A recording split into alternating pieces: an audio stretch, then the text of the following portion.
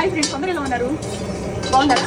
ఇదిగోండి సొంటి అలాగే యాలకులు మిరియాలు వేసేసి సొంటి పౌడర్ చేస్తున్నా. రోజు టీలో కానీ ఇలా తాగితే మనకి హెల్త్ మంచిది. అలాగే సైనస్ కానీ పిల్లలకి ఆయాసం కానీ ఉపసం అంటారు చూడండి, పుట్టుకతోనే కొంతమంది అలా ఆయాసపడుతూ ఉంటారు. అలా నిమ్ము రోగం ఉన్నా సరే వాళ్ళకి ఇది చాలా మంచిది. మా ఇంట్లో ఎవరికి ఏ రోగాలు లేవండి, దేవుడు అదృష్టం అది మాకు ఇచ్చిన వరం.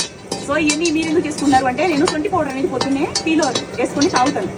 4:30-5 అలా గంట కొట్టినట్టు మిల్క్ వచ్చింది. సొంటి వేసుకొని నేను ఖచ్చితంగా దీంతో వేసుకొని తాగుతాను. లేకపోతే ఇలా చేసి పెట్టుకుంటా, డబ్బాలు వేసి పెట్టుకున్నాం అనుకోండి, మంచిగా మనకి స్టోరేజ్ చేసుకోవచ్చు. అది ఫుల్ వీడియో యూట్యూబ్లో చూడండి. సాంబార్ కారం పడుతున్నాను, అలాగే జీలకర్ర మెంతుల పౌడరు, ఈ పప్పు మనకి పప్పులో వేసుకోవడానికి కానీ, అలాగే బెండకాయ పులుసు, దొండకాయ పులుసు, కోడిగుడ్డు పులుసు, అసలు పర్టికులర్గా ఫిష్ పులుసులోకి అయితే మనకి చాలా బాగుంది. సో వీటి కోసం అని చెప్పేసి సపరేట్గా నేను ఒక్కసారే పట్టి పెట్టుకుంటా. ఈ సాంబార్ కారం అయితే 1 సంవత్సరానికి సరిపడా ఒక 5 కేజీలు తీసుకొని పట్టి పెడుతున్నాను.